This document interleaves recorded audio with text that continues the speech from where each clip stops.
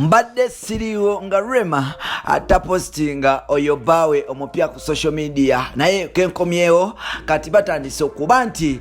bapostinga ebifaananyi okugezako kubambu mbanumye olw'okuba ndisingo naye era byonna asibitidde ala yalamula ala yagera osanga nange ndifuna embooko empya netandika okuba nti njikuba abantu mu maaso era nange bwe mufunanga omupya netandika okuba nti mutegeeza abanange temunyigiranga eyo bigambo byani bya Eddy Musuza tukwaniriza naterako mukutu gwaffe omuganzi ogumanyikiddwa nga yes mu Uganda Mukamooli amanya n'eddoboozi Peter Ntambi Chimso Rich Boya Maksudi Junior webale kuba nti otambula naffe 24/7 webale kuba nti subscribinga ate nawe atanaba kuba nti osubscribinga kikaseera okuba nti osubscribinga ffenna ne tutambulira wamu mpola mpola ne tweyagalira mu nsi yaffe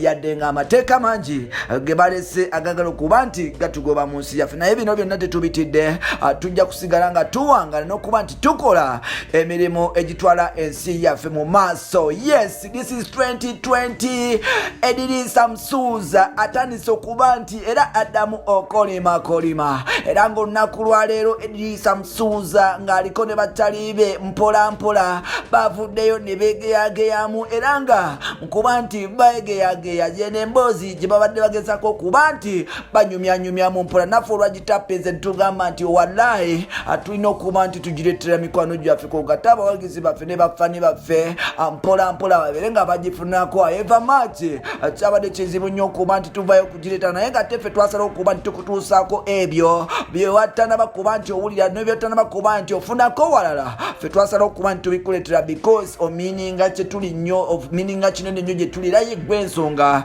lwaki tutambula ffenna mpola mpola now Eddy Musuza nga yes jakakomawo mu ggwanga bingi ebibadde byogerera nga musajja mukulu ono abadde walimu oba akyali mu kalantini mpola mpola nga akuumiddwa mu kalantini yes yadde nga akyali mu kalantini nga yakakomawo mpola mpola mukyala mukulu amanyikiddwa nga Rema n'amakula yazemu okuba nti apostinga ebifaananyi ku social media nga kiringa ne bbawo amanyikiddwa nga Dr. Hamza Sebunyaku ididde kwogatane omwana waabwe mpola mpola yes era nga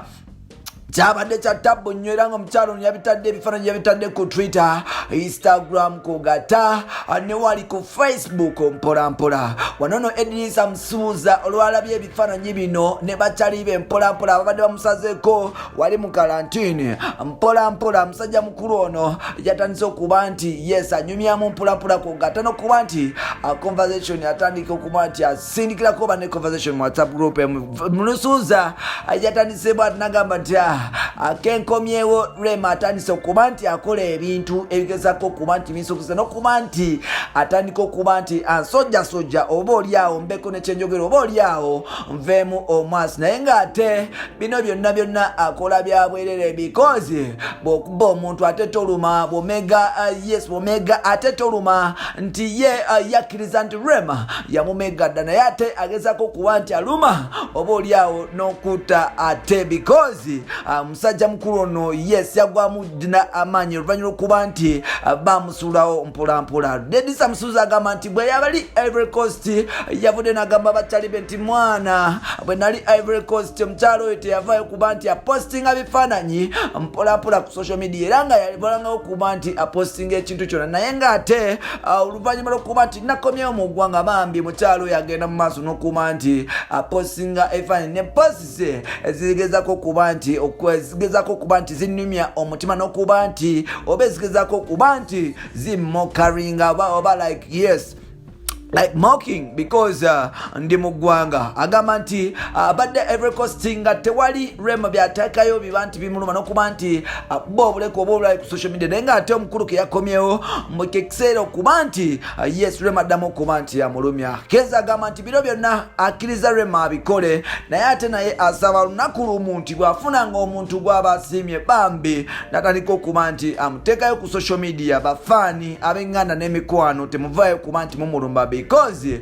Rema naye akyamukola kyekimwe kiranga naye afiringa okuba nti afuna omuntu. Kenzo ng'agambako mikwano gyagambe kyekisera okuba nti nze Rema maybe mwesonyiwa okuba nti simufaako naye ng'ate bwe nali e Bulaaya omukyalo nti yavaayo mu maaso nakuba nti akola posti oba okubaayo ati ateekawo omusajja oba biki okuba okutijja yes naye kenkomyewo akekasera okuba nti atijja n'okuba nti amokinga mpolampola naye ng'ate nze sibulinaako obuzibu na byonna byakola naye ng'ate awali obuzibu nze kufuna muntu wange natandikawo okuba nti alookera. Tujjukire nti Eddy Samusuza bukyanga ayawukana ne Rema bintu bingi ebigenda mu maaso nga bitambula eva match. Eddy Samusuza agezako kuba nti bambi musajja watu abiwa n'okuba nti akuuma ekitiibwa ky'omukyala we ng'omukyala because omusajja omutuufu tayogera bya mu maka atayogera bya mu nju. So n'olwekyo Eddy Samusuza yasalawo okuba nti asirika naye ng'ate Rema n'amakulu agenda mu maaso nga musojja ne bupost ku social media kukatana mu video bavayo n'ateekayo nga bambi agezako okuba nti asinda omukwano ne bbawe omupya. Bino nno tebiyisa Eddy Samusuza bulungi y'ensonga lwaki yavuddeyo n'agamba nti mbadde ebweru ng'omukyalo ono tapostinga kenkomyewo kati katandikire we yakoma. Bino n'ebirala bibonera mu episodes zaffe ezirakosikadde ntambi kimusolo kimwe Maxod Junior tugenda kutuusaako ebirala mu maaso awo mpola mpola. Bye bye.